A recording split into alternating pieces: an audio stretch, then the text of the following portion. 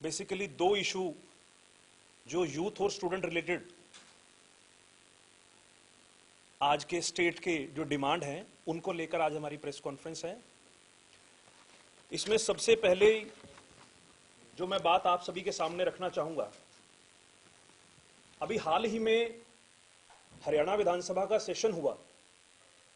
उस सेशन के अंदर हरियाणा लेजिस्लेटिव असेंबली 2020 के बिल नंबर 33 में हमारे माननीय डिप्टी सीएम दुष्यंत चौटाला जी ने एक Haryana state employment of local candidate bill 2020 जो पारित किया है।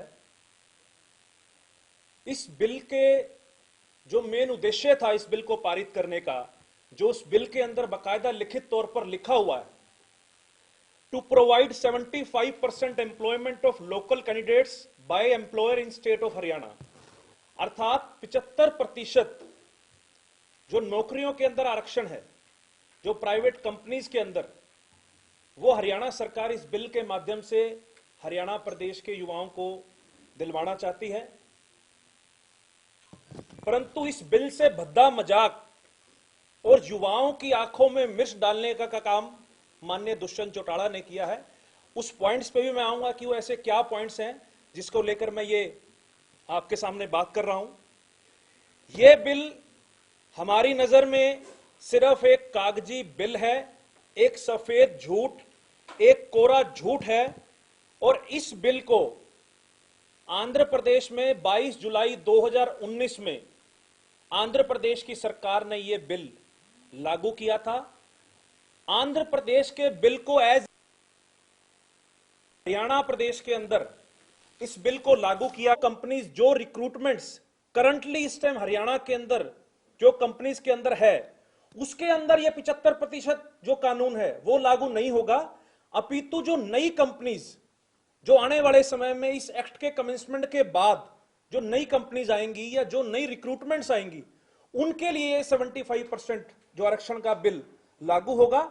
इसलिए इस बिल को 75% युवाओं को आरक्षण देने का बिल का नाम गलत है, जबकि यह कानून सिर्फ और सिर्फ प्राइवेट नौकरियों की, जो आगामी प्राइवेट नौकरियां जो प्रदेश के अंदर आएंगी, उसको लेकर यह बिल बनाया गया है।